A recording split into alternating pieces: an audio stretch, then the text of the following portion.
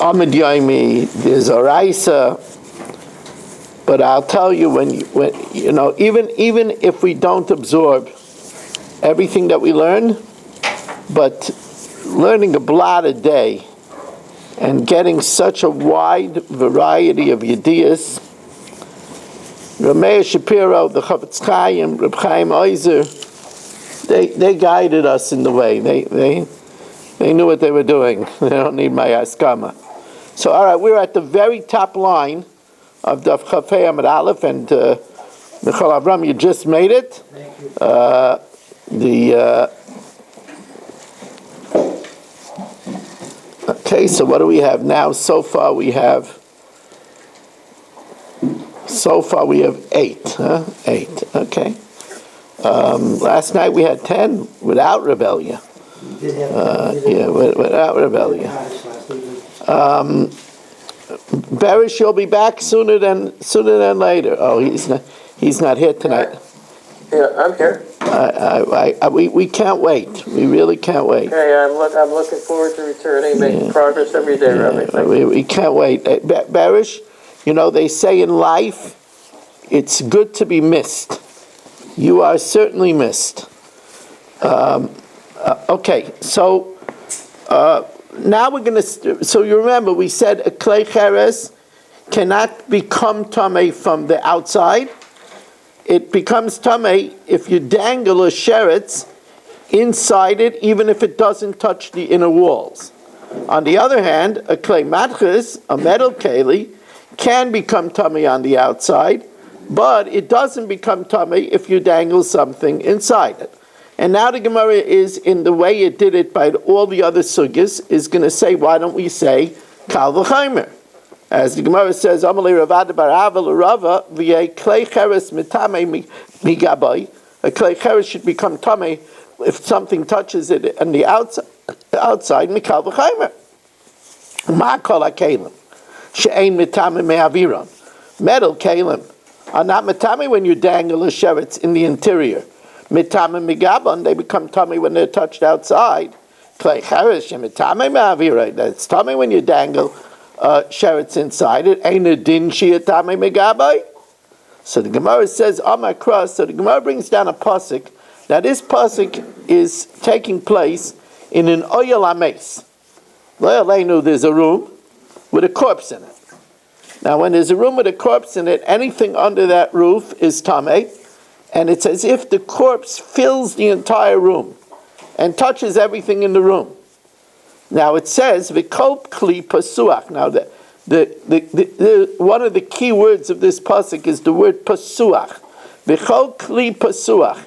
Any keli that is open. So this is a hint. It's talking about a keli where the tumah comes as soon as it enters the opening, which is a klei cheres, because as soon as it's dangled in the opening. Now v'kol kli pasuach. Asher ein samid pasal alav, that doesn't have a tightly fit cover on it.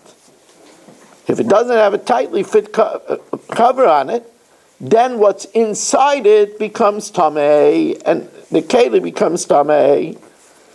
But if it's tightly closed, then if it's tightly closed, it doesn't become tamei. But why? It's as if the mace is touching the outside. So you see that it doesn't become tummy from the outside. What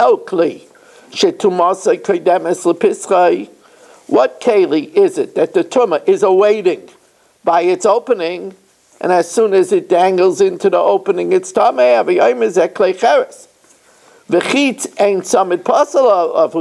It's only if it doesn't have a tightly sealed cover. But if it's tightly sealed, it's tar. Why? Why don't we say that it's tamei? Because it's as if the mace touched it on the outside. So you see that a klei cheres is not susceptible to tumah from the outside. So now the Gemara says, but say the other way around. V'yu kol ha'kelim mitamim me'aviron. All kalim should be tamei when a sheretz is dangled in their space. Mikal v'chaimer. Or ma klei cheres, that it's weak. She'ein mitame megaboy. It doesn't become tamei on the outside. Mitame me'avira, it becomes tamei when you dangle it in its airspace. Kol ha'kelim that are more susceptible to tumah shemitaban megabon, they become tamei from the outside. Einoi din shemitam me'avira, shouldn't they surely become tamei when it's dangled in its airspace? Amakra, the pasuk says, oh, that's why it says, Kol asher b'soicha yitma. Whatever's inside is yitma. And we say toichai shel zeh, only the interior of a klei cheres is susceptible, v'loi toichai shel acher, but not the interior of another keli. Says the Gemara, but we already darshan that toichai. V'hani toichai hadarshinu. There's two toichais, and we use them. One was to tell us that kol asher b'soicha yitma, that everything inside it becomes tamei, even mustard seeds, right? So even if it doesn't touch the walls, it becomes tamei. And one is to tell me that if you dangle a sheretz in its interior, it becomes tamei. So we already used the teicha. We don't have it extra to tell me teicha shel zeh v'lo teicha shel acher. Says the Gemara, well, there's here 4 drushes. Arba teicha ksivei. There's 4 drushes of teich, because each one it could have said teich, and it says teichai. So we have a drush of teich teichai and teich teichai. So that's 4 drushes. Teichai teich, teichai teich. Chad legufei. One is to tell us that everything inside it becomes tamei, even mustard seeds.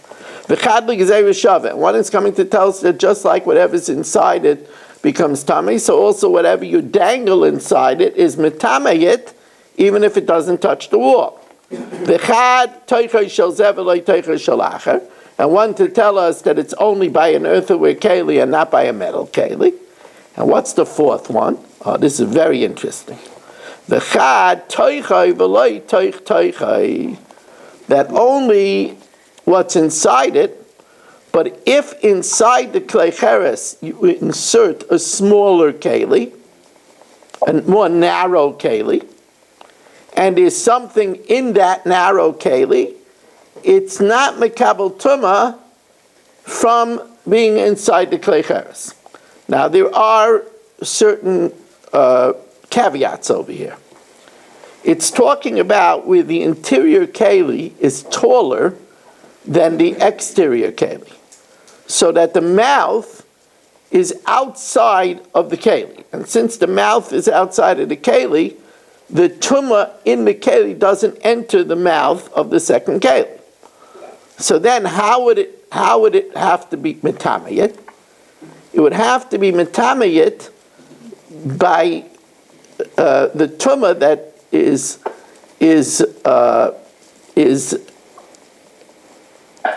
inside. You dangle a sheretz inside the interior keli. The tumah that suffuses that keli would have to touch the outside of the inner keli and be metamei. But that's not possible, because the sheretz is an av. It makes the keli a rishon. A rishon cannot be metamei a keli.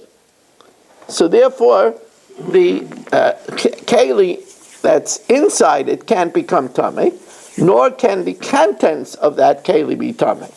And now we learn out toichai v'loi toich toichai v'afilu klei shetef. And not only if it's the inner keli is a klei cheres that's not mekabel tumah from the outside, but even if it's a klei shetef, that means a metal keli. Klei shetef means that it could be immersed in a mikvah. Even that won't become tamei. So now the Gemara asks one final kal v'chaymer. What's the final kal v'chaymer? V'lo yehu kol ha'kelim mitamon migabon ela mitoichan. Let all other kelim not become tamei from the outside, but rather only in the inside, b'negia, if a sheretz touches their interior, mikal v'chaymer. It's tamei from the dangling it in its airspace. It's not susceptible to tum on the outside. Kol ha'kelim She'ein metame me'aviram, that are not metame if you dangle it in their airspace. Einoi din she'ein metame megaban, it should surely not be tummy from the outside. So here we have one. Let's go back to our clay cheres in the oil ames. Amakra b'kol kli pasuach, any open vessel asher ein summit puzzle of, that's not tightly sealed, tamehu. It's tameh. Haihu, it's only the clay cheres, where if it's the chi ein summit puzzle of tameh, that if it's open, it's tameh. Ha yesh summit puzzle of, but if it's tightly sealed, it's tar because it's not susceptible from the outside. But it says in the pasuk, tamehu, only it. Is there a difference whether it's open or sealed? Whether they're sealed, or they're opened, mitamin, because they're susceptible to tumah from the outside, and therefore the tumah that suffuses the room of an oil mace touches them outside and makes them tameh. Now we move on using the same formula that with that which is kosher by this is possible by that, that which is possible by that is kosher by this. And we're learning a lot of information here. We're picking up along the way. We're enriching ourselves. That's why we don't want to miss a night. We're enriching ourselves in Yediyas Hashas. They're wooden kalim and they're metal kalim. Wooden kalim are only susceptible to tumah if they have a interior, a base kibble. If they're pshutin, if they're flat, they're not mekabel tumah. Metal, on the other hand, is mekabel tumah even if it's flat. On the other hand, go make kalim, goylem. You know, Maral made the goylem of Prague. The goylem was unfinished. And he couldn't talk. Unfinished. A goylem, I don't understand. Why is everybody looking at Marshall? It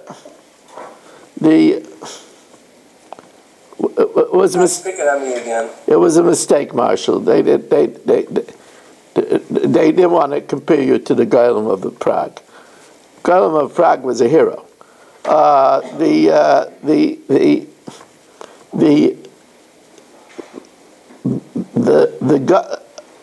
Golmei clay eitzim, unfinished wooden products, are still mekabel tumah.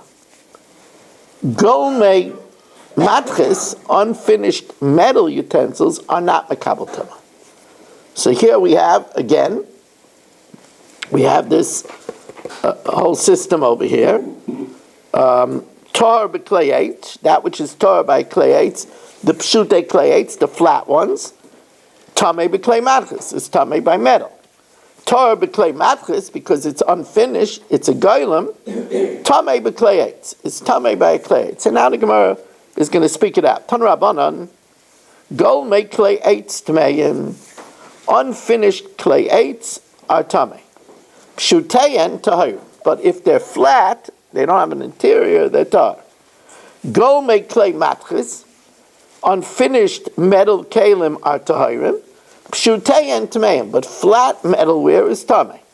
So it comes out, nimtza tar b'klei eitz, that which is tar by clay eitz, flat, tameh b'klei matchis. Tar b'klei matchis, if it's unfinished, tameh b'klei eitz, it's tameh by clay eitz. So now we're going to talk about unfinished wooden utensils. What are examples of unfinished wooden utensils? Ve'elu hein golmei klayetz. The following are unfinished wooden utensils. Kol she'asid loshuf, if it still needs to be polished. L'shabetz, if you still need to put on decorations on it. They used to put on studs on it. L'garer, if it still needs to be flattened, to be planed. L'karkev, if you still are going to make grooves in it.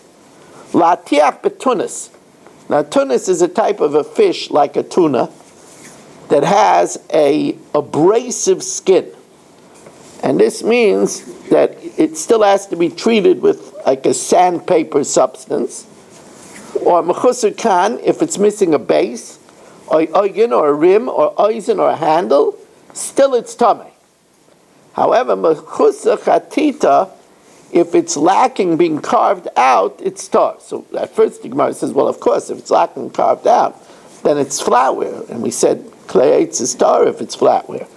Mechusar chatita pshita, says the Gemara, no, even if, let's say, Yitzi was carving out a kav, a wooden keli to be a kav. That was his plan. And he only accomplished a kapiza. He only so far carved it out 3/4 of a kav. Then that's tar even by a wooden keli. Like tzricha de chok kapiza bekaba. He made it only 3/4. Now here the unfinishing is not cosmetic. The unfinishing is because it's not what he intended to do. So that's tar even by a clay eitz. Ve'elu hein golmei clay matches. What are unfinished clay matches? Kol she'asid lo shoif. If you want to polish it, but we don't call it polishing by metal. We call it filing it down. L'shabates, putting on golden studs. L'garer, garer means to scrape it by silver and gold. It's the same thing as loshav by metal. L'karker, to engrave it. L'hakish b'kurnis, to knock out the dents with a hammer. Mechusar kain, or if it's missing a base, oy oigen, or rim, oy oized. So here it's tar. But if it's finished and it's just mechusar kisoy, it's missing a cover, that's tamei because the keli is finished. So ma'ishna hani or ma'ishna hani. What's the difference? That by wood, a cosmetic deficiency doesn't stop it from becoming tamei, and by metal it does. So Rabbi Yochanan Amar Hayolu covered suyin. Since metal is meant for honor, you bring it out when you have choshev a company. Marshall comes to my house, I bring out the metal. I also bring out the dog, but that's something else. But I bring out the metal, right? So, right, I also bring out the Romanian hot dogs. Marshall, if you come to me, you get more than a hot dog. You get a steak. Cowboy steak. Yeah, well, not even for you. If you come, we'll even get you lamb chops.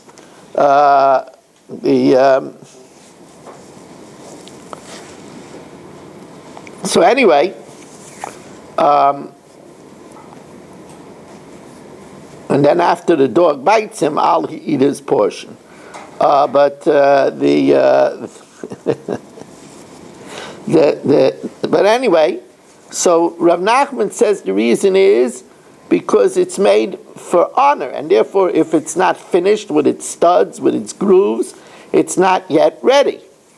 Rav Nachman Amar, that's different than Rabbi Yochanan. Rav Nachman Amar, Hayolu Demeyim Yekarim, because metal is expensive. Says, well, what's the difference? My beinayu. Ike beinayu klei etzen. Boneware. Now, boneware is expensive, but it's not necessarily covered. It might be expensive because it's more durable, but it's not used covered.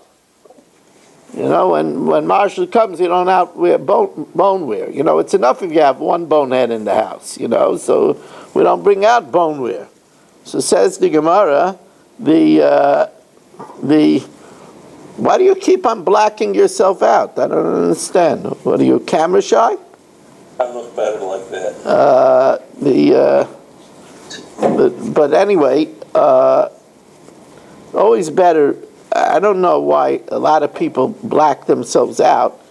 You feel more in Olam when you see people's faces. It's even I even say that to Marshall. You know, I mean, it's Kal v'chaimer everybody else. So anyway, so the Gemara says, "Va'oz Rav Nachman l'tamei." Rav Nachman, who says that it's expense and therefore it includes boneware, he goes according to his reasoning. Da'amar Rav Nachman klei etzem kiklei matris dami, that boneware is like metal. So therefore, by boneware, if it's unfinished, it's not mekabel tumah. But that means, says the Gemara, michlal de klei etzem mekabel tumah. Boneware is mekabel tumah. That's a big chiddush.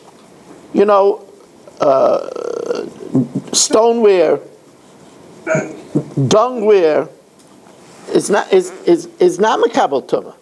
So v'as epis that boneware is mekabel tumah. So the Gemara says, yes, and it brings a raya from a very interesting pasuk. The Tanya Rabbi Shmuel ben Aisha Rabbi Yochanan ben Braika Aimer, Ma Talmud Leimer v'kol ma'ase izim, all that which is produced from goats, tischato, has to be purified if it becomes tamei. Now, what does ma'ase izim come to include? Lohavi davar abba mina izim, something that comes from the goat, mina karnayim, from its horns, mina lafim, from its hooves, that it's mekabel tumah. So the Gemara says, okay, we only know goats. How do we know other animals? Shar behema v'chayim minayin. How do we know other domestic animals, other beasts? It only says izim. Talmud Leimer, it didn't have to say ma'ase izim. So therefore we learn out v'kol ma'ase, any other ma'ase, not just of a goat. So then why does it say izim? Im kema Talmud Leimer izim, it could have just said behema and chaya b'chlal behema. Why does it say izim? Pra'la oifus, that the beak of a bird, its claws, that would not be mekabel tumah. New subject. We don't want anybody to get bored over here.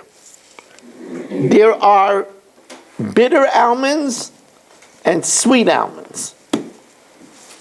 Now, the bitter almonds are only edible when they're young, before they become bitter. The sweet almonds are a peri when they mature. So achayev b'shkeidim amorim. This is talking about trumas amaisis. If it's a food, you have to take trumas amaisis. So achayev b'shkeidim amorim. The stage where it's chayev by bitter almonds, that means when it's young and not bitter yet. Potter b'mesukim. It's potter by the sweet ones. The sweet ones only chayev when it matures into a full peri. Hachayev b'mesukim, when it's mature, potter b'marim, because then it's already bitter and it's not a food. Tan Rabbanan, shkeidim amorim, here the Gemara speaks it out. Shkeidim amorim, bitter almonds, ktanim chayavim, when they're small and not bitter yet, they're chayiv and trumas and ma'asos. Gedolim pturim, when they're big, they're potter. Mesukim, sweet ones, Gedolim chayam, when they're a mature peri, they're chayiv. Ktanim pturim. Rabbi Shmuel, Rabbi Yaisi Aimer, Mishum Aviv, Zev Zev Leptur. When they're small, they're potter both by the sweet ones and by the bitter ones.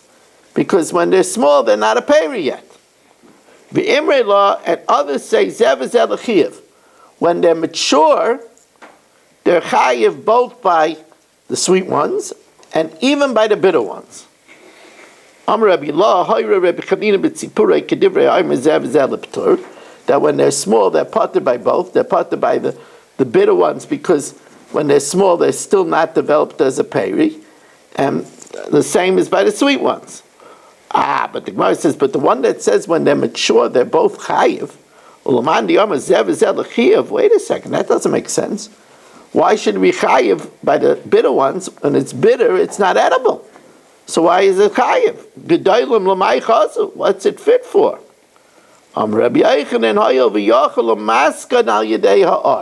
Since it could be sweetened by fire, you could toast it over the fire like marshmallows, like chestnuts, right? And therefore, it's chayiv and trumas amaisis because it is edible al yedei ha'ar, by doing it over the fire. I know that Eddie is getting hungry. I could see it in his eyes.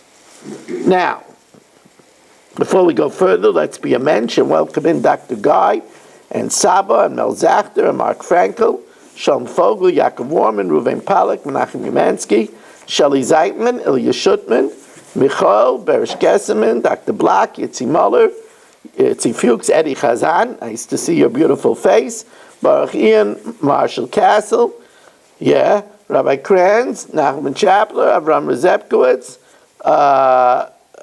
Shimon Klein, Gabriel Epstein, Naftali Jablin, Irving Fishbaum, Abe Arbach, Moshe Lehman, Dr. Tishar, Richard Rosenzweig, and David Helfkat. We also want to welcome here in the shul, we have Gedalia Engel, and Michael Avram Chavin, and Rebellia Yafi, Iran, Danny Vogel, Ruvain Shanit, and the one and only Herschel Waldner joining us. So we have a very nice crowd over here tonight.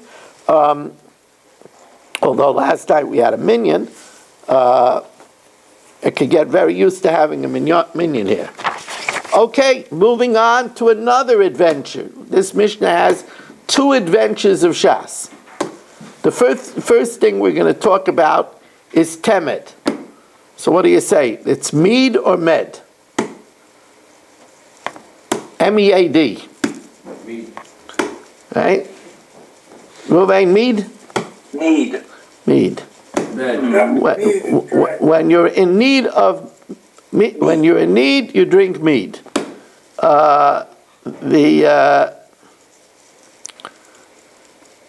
So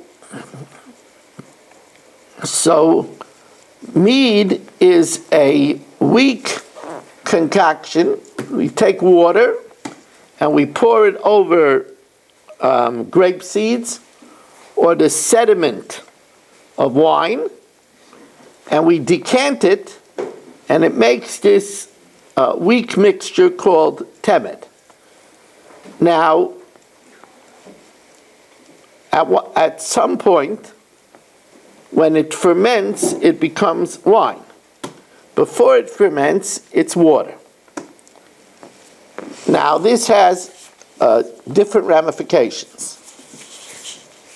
You see, when you have money of Ma'aser Sheni from the first, second, fourth, fifth year of the Shemitah cycle, you're allowed to buy food, but you're not allowed to buy water.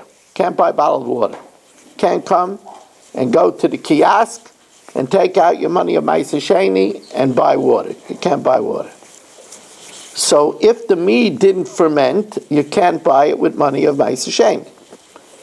On the other hand, if it fermented, then it's wine, then you could buy it for money Ma'aser Sheni. Now the din is a mikvah, shemodad v'nimtzas chaser. Mikvah has to be 40 sa. If it's not 40 sa, even if you put in just 3 lugin of mayim she'uvin, of drawn water, that mikvah is kaput. It's disqualified. That's only if it's 40, you put in water, it doesn't disqualify. But if it's not 40 yet, and if you put in even 3 lugin of mayim she'uvin, the mikvah is disqualified. But that's only if it's water. If you put in 3 lugin of wine, then it's only disqualified if it changes the color of the water. So then here, the temed, if it's didn't ferment, then it's like water and it would disqualify the mikvah. If it fermented, then it's like wine and it won't disqualify the mikvah. So let's see that in the Mishnah. HaTemed, actually hichmetz, until it ferments, so it has a din of water, it can't be bought with money of Ma'aser Sheni, or paisel less a mikvah. And if the mikvah was less than 40, and you put in 3 lug of this temet that didn't ferment, which has a din of water, it disqualifies the mikvah.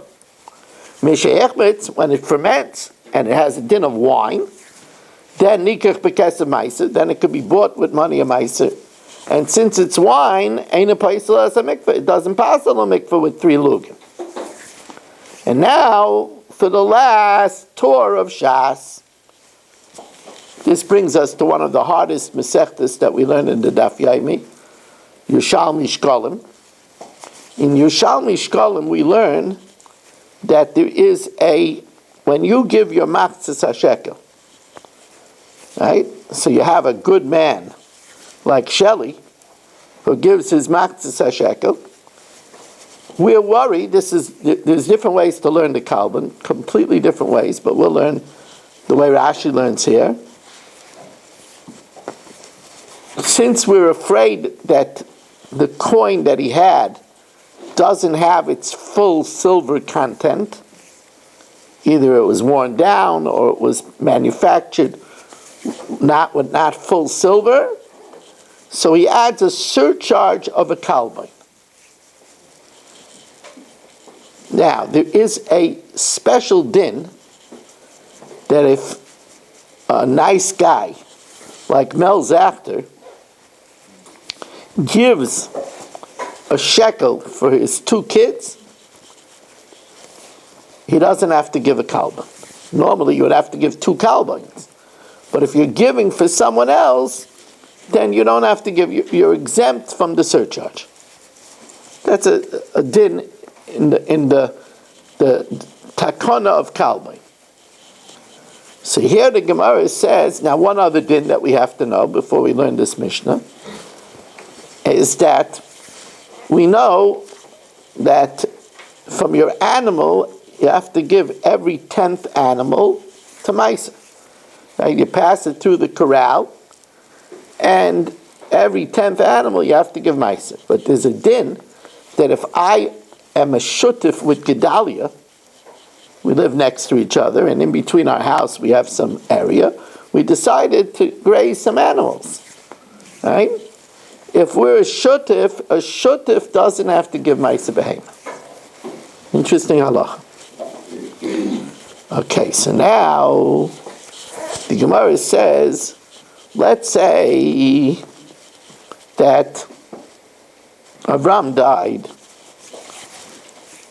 and he has 2 sons, Yitzchak and Yishmael. If they divided the estate and then became partners, so if they divided the estate and they became partners, so then their animals are part of a Maisa Behema. Because they're partners. Partners are part of a Maisa Behema. But if they gave 1 shekel, they're chayiv to give the kalban.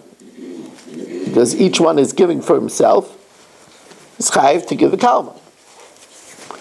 On the other hand, if they didn't divide the estate yet, so then the money is considered to still be in the property of the deceased father, in the property of Avram. So then the animals are not animals of a shutif, and they're chayiv ma'aseh behema.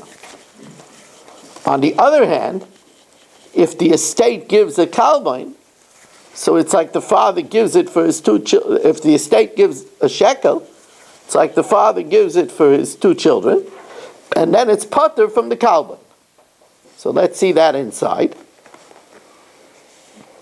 Ha'achin ha'shutfin, brothers, Yitzchak and Yishmael that are partners, kishachayovim bekalban, when they're chayiv in kalban, that means that they already divided the estate and repartnered. So then the shekel they gave, each one gave his own chatzi shekel. So then they're chayiv in the kalbon, peturim and ma'aseh behema. Then they're actual partners, and they're part of ma'aseh behema. Kishachayavim ma'aseh behema, because they didn't divide the estate yet. So it's all considered like being still in the possession of the father. So it's not a partnership, so it's chayiv and ma'aseh behema, but then it's like the father is giving on behalf of the 2 of them a shekel, then peturim min kalbain, then they're pater from the kalbain. The next Gemara really continues on to tomorrow's daf, so we will save it for tomorrow. I don't have to remind you to count svira. If you do, then you're a little bit behind the times. And I don't still have to, I know that Eddie is thinking that I should tell you to say L'David Hashem Oiri, but no, Eddie, it's not time for L'David Hashem Oiri. But I can remind you to I can remind you to say over Kriya Shema. And I also can tell you that I did receive from Ohio a sponsor for this week. If one wants to be a second sponsor, 718-916-3100, rmmwsi@aol.com. Thank you very much for joining us, and have a wonderful evening.